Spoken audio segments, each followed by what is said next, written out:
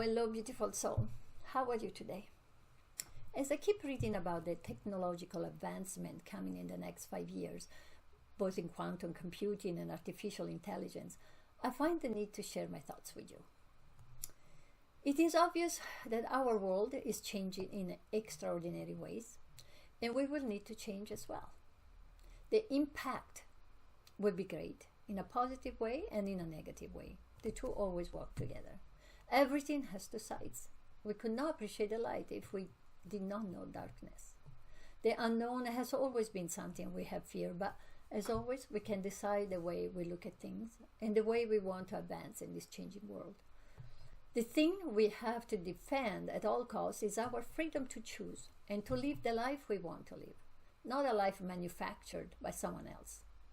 I often think that if it is coming, it must mean it needs to come.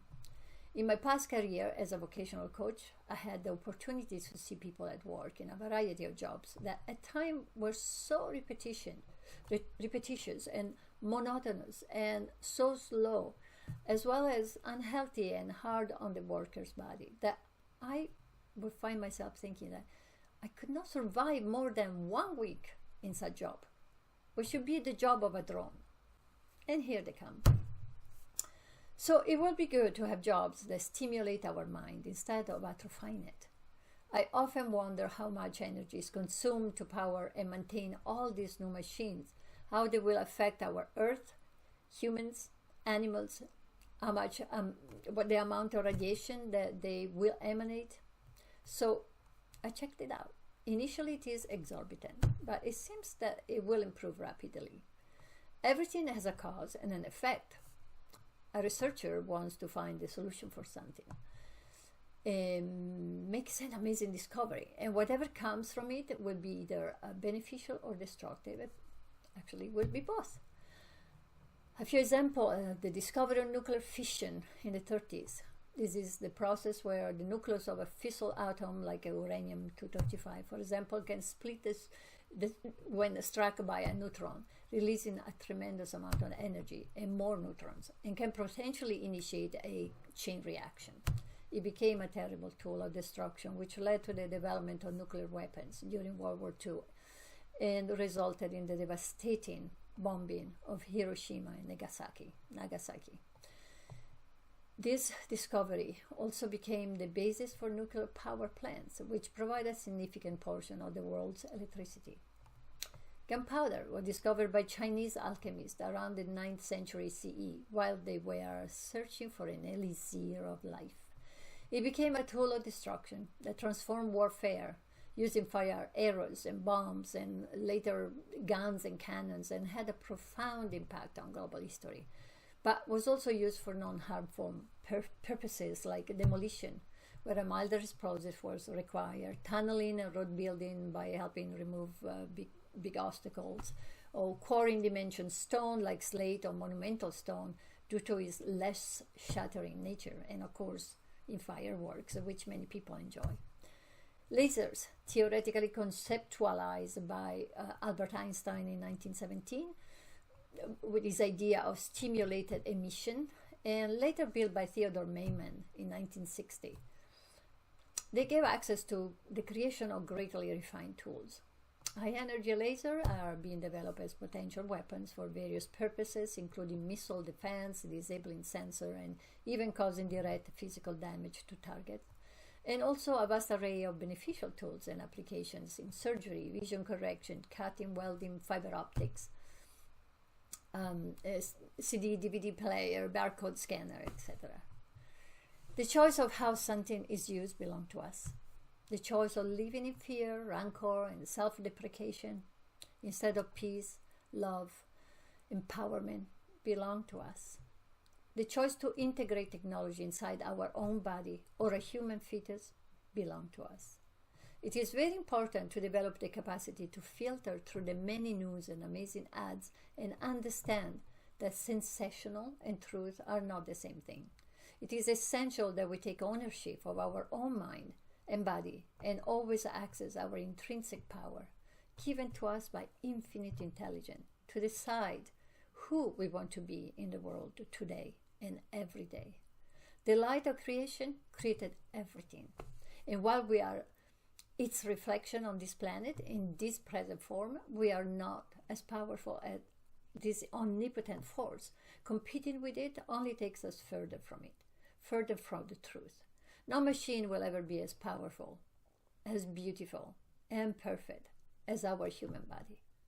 We need to develop the ability to open our heart so extensively that we lose any sense of self, any judgment, opinion, reaction, fear, excitement, achievement, or need for validation. We become so open that there is no distinction between knowing, feeling, hearing, seeing, and it is clear to us that everything that is good, and it is for a reason. Our heart is so open that we experience deep gratitude for having the opportunity to live this life on this planet with one another and all other living entities. Then we would absolutely understand our authentic power. We have built an economy based on frail foundation, with just few of us benefiting from the abundance we should all experience. A person's worth is calculated by the size of their bank account, not by their contribution to the infrastructure of a healthy and thriving society where everyone is valued. Governments are making many decisions that should not be solely their jurisdiction and are again based on the amount of power and money they will gain and not on the well-being of society. We are experiencing an incredible era on this planet, and we need to make a shift. We need to be ready for the change and alert about the consequences of the choices we will make.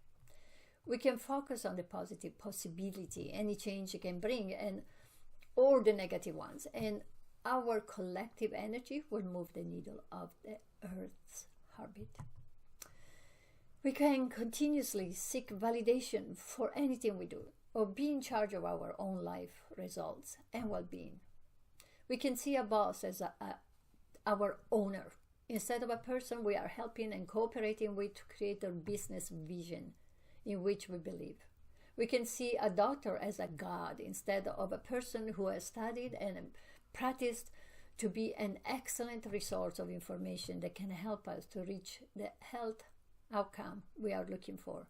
Or we can choose to believe that we are not worth much and have no power. Every time that we give our power of decision away, we are telling ourselves that we are not good enough, smart enough, strong enough. We must start learning and believing about who we truly are, sons and daughters of the light, in a body that is perfect, that can heal itself, and can last much longer than we are conditioned to believe. Even if you are experiencing a congenital disease, your life will be much better if you believe in your authentic power. We must learn to truly appreciate our superpower and avoid watching or listening to programs that tell us otherwise. Programs that tell us that we are faulty, we are weak, that keep us in a lack frame of mind, making us feel powerless. Programs that tell us that we are better or worse, depending on our heritage, that put label on us to keep us separate from one another and therefore weaker. We are the human race, and we are amazing. Say it. I am a 100% pure human, and I am amazing. Just like many other forms of life on this planet, we come in many sizes, colors, and shapes. And that is absolutely beautiful. Can you imagine a world with one kind of human? One kind of bird, one kind of fish, one kind of tree, one kind of flower, one kind of insect. Maybe that wouldn't be so bad. Not very interesting. So, dear soul, prepare to shine your light. You have the power to do so. And remind anyone you know to shine their light. We are humans, son and daughter of the light, and we are amazing. See you soon.